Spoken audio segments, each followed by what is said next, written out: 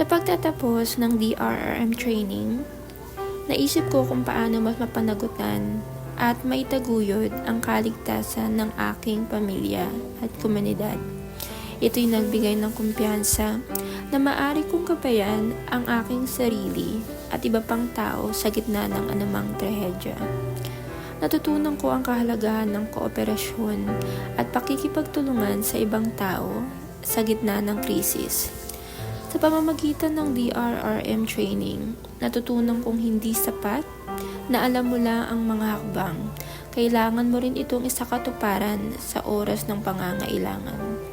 Ito'y nagbigay sa akin ng kamalayan na ang bawat isa sa atin ay may papel na ginagampanan sa pagpapalakas ng kaligtasan ng buong komunidad. Saan man tayo sa mundo, ang mga aral na ating natutunan ay ating madadala saan man tayo malpas. Kamuwangan sa kapaligiran nating tanan, kaligtasay tiyak na makakamtan. Sa bawat sako ng ating mararanasan, sa bawat patak ng dugo at karamdaman, aking natutunan na hindi sapat ang simpatsya lamang, sapagkat ang pagtulong ay sinasamahan din ng tapang. Kung tayo'y magkakaisa lamang upang makamit ang muling pagbangon, sa bawat karunungang makakamtan at sa bawat hakbang ng pagtutulungan, tayo'y muling aahon. Kabataan, pag-asa ng bayan. Sa isang sakuna, tulong namin iasahan. Sa aming paaralan, marami ang aming natutunan. Sa nangangailangan, sila'y bahaginan, sapagkat pagsaklolo sa iba ay ang aming karangalan.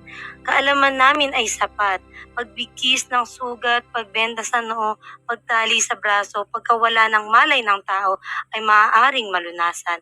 Pagkapilay ng kapwa ay magamitan ng sapat na kakayahan. Ang mga aksidenteng ito ay walang laban sa isang kabataang may kaalaman. Hindi hadlang ang pagiging kabataan sa pagbahagi ng kawang gawa. Pagiging matapang na mamamayan ay maaaring maging kaluwagan sa taong nangangailangan.